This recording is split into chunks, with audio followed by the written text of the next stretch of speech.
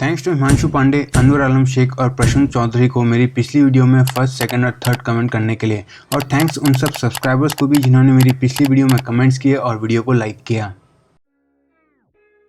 दोस्तों, कुछ साल पहले हमारे फ़ोन्स कुछ ऐसे हुआ करते थे। ये चेंज हुआ जब पहली बार स्टीव जॉब्स ने उनके आईफोन को लॉन्च किया और स्मार्टफोन्स को लोगों के सामने इंट्रोड्यूस किया। उसके बाद गूगल ने उनके एंड्रॉयड को लॉन्च किया और तब से लेके आज तक दोनों एप्पल और एंड्रॉयड में बहुत सारी डेवलपमेंट्स हमने देखी हैं। पर सोचने वाली बात यह भी है कि एप्पल, जिसने आईफोन के रूप में सबसे पहले स्मार्टफोन बनाया था, आज उसी आईफोन के मार्केट शेयर को शाओमी जैसे ब्रांड्स खा चुके हैं। ऐसा इसलिए हो रहा है क्योंकि ये शाओमी जैसे ब्रांड्स एंड्रॉयड यूज़ करते हैं जो ज़्यादा वैरायटी और इनोवेशन ऑफर कर रहे हैं और यही चीज़ लोगों को पसंद आती है।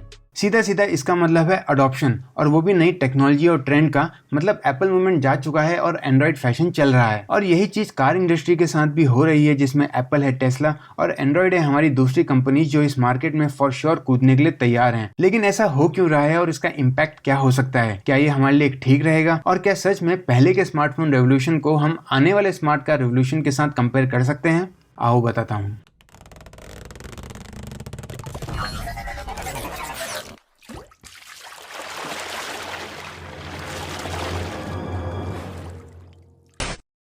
दोस्तों, इस वीडियो को समझने से पहले ये समझना पड़ेगा कि स्मार्ट कार्स को किस बेसिस पे या किन फंडामेंटल्स पे डिज़ाइन किया जाएगा। जिन फंडामेंटल्स पे मॉडर्न स्मार्ट कार्स को डिज़ाइन किया जा रहा है वो और कुछ नहीं बल्कि लेटेस्ट ट्रेंड्स हैं जो असल में बहुत इंपॉर्टेंट हैं। वो ट्रेंड्स हैं electricity, self driving, touch screen और फॉर श्योर कनेक्टिविटी।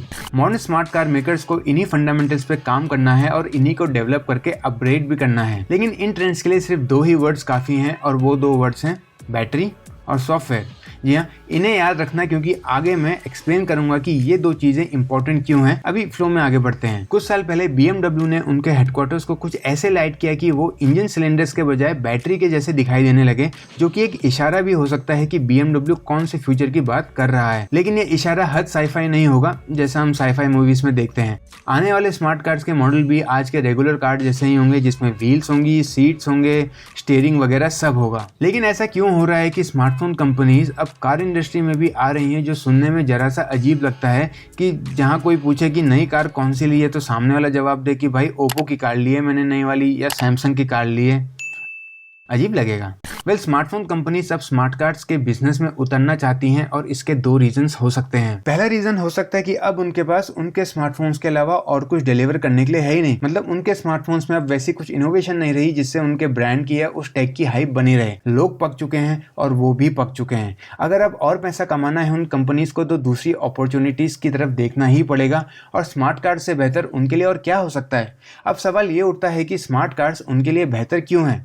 इसमें हम आते हैं हमारे दूसरे रीजन पे। दूसरा रीजन हो सकती है वो दो चीज जिसमें स्मार्टफोन इंडस्ट्री की पकड़ बहुत ही सॉलिड है और जो मैंने पहले मेंशन किए थे। जी हाँ, बैटरी और सॉफ्टवेयर। हम सब जानते हैं कि कोई भी इलेक्ट्रॉनिक्स इंडस्ट्री हो जिसमें बैटरी या सॉफ्टवेयर इस्तेमाल होता है, स्मार्टफोन कंपनीज उसमें हाथ डालती ही हैं। भले वो कैमरा हो, स्पीकर्स हो, स्मार्ट वॉचेस हो या लैपटॉप वगैरह कुछ भी हो, तो स्मार्ट कार्ड्स कैसे छोड़ देंगे ये लोग। और बाय द वे, अगर आप इस वीडियो को एंजॉय कर रहे हो तो चैनल के सब्सक्राइब बटन पे एक क्लिक बहुत ही टेकिश बात होगी और खुशी की भी। आई होप अब आपको थोड़ा थोड़ा सा कॉन्सेप्ट समझ में आने लग ही गया होगा कि क्यों स्मार्टफोन मेकर्स कार इंडस्ट्री में इंटरेस्टेड हैं।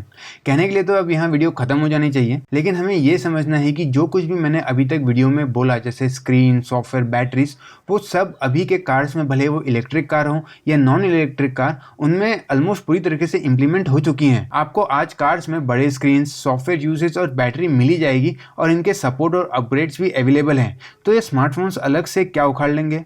इसका सिंपल आंसर है बहुत कुछ। दोस्तों, एप्पल इतना फेमस और पावरफुल ब्रांड इसलिए है क्योंकि वो खुद के सॉफ्टवेयर, खुद के प्रोसेसर और फोन्स बनाती है, और इसी बिजनेस मॉडल पे टेस्ला के कार्स भी डेवलप किए गए थे। टेस्ला उनके कार्स के लिए खुद के सॉफ्टवेयर डिजाइन करती है, खुद के चिप्स डिजाइन करती है, खुद के सेल्फ ड्राइविंग लॉगरिदम डेवलप करती है जो उनके चिप्स पे रन करेंगे। वो खुद की बैटरीज भी बनाने लग गए हैं और उनका खुद का टेस्ला इकोसिस्टम भी है जिसमें बहुत सारी चीजें हैं जो टेस्ला को एक सक्सेसफुल इलेक्ट्रिक कार ब्रांड बनाती है। और सुनने में ये सब इकोसिस्टम वाली बात एप्पल से कुछ अलग नहीं लगती।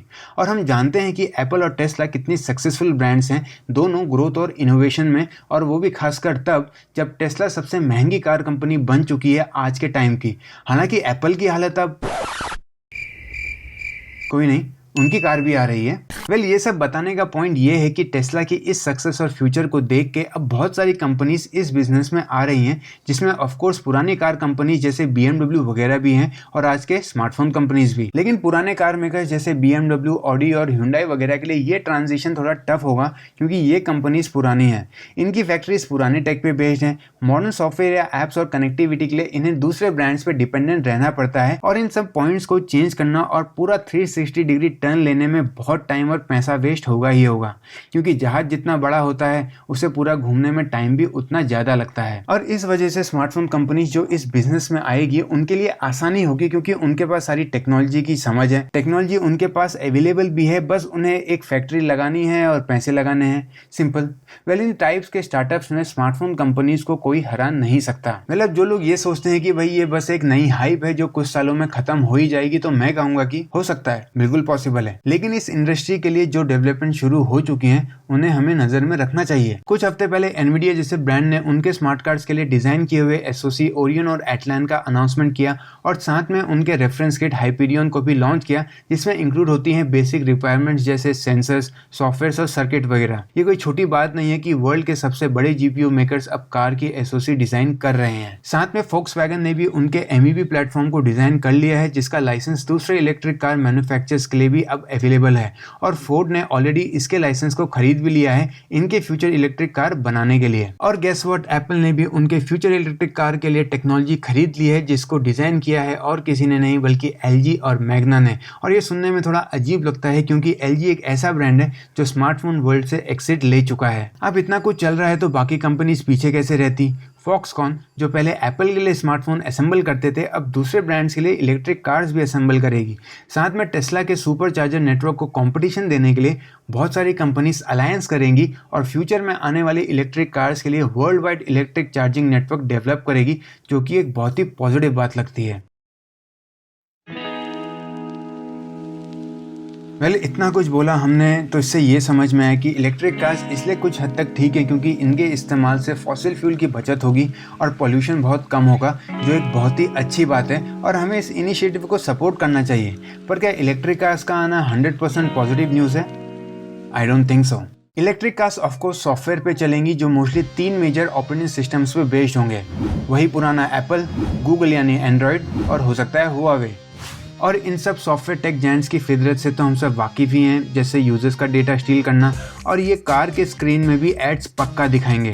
साथ में यूज़र के डेटा पे नज़र रखना, जो कि अगेन एक प्राइवेसी और डेटा सिक्योरिटी पे बहुत बड़ा सवाल उठाते हैं। साथ में एक और बहुत बड़ा खतरा आता है इलेक्ट्रिक कार इंडस्ट्री पे, क्योंकि इलेक्ट्रिक कार्स पूरे तरीके से सॉफ्टवेयर पे बेस्ड होंगे, इसलिए इन कार्स को 100% हैक करना भी पॉसिबल हो ही जाएगा, जो फॉर श्योर आपको सुनने में बिल्कुल भी ठीक नहीं लगेगा। साथ में सॉफ्टवेयर के साथ वही रोज का डेटा का बिल भरो, अपडेट्स का लफड़ा, बग्स वगैरह वगैरह।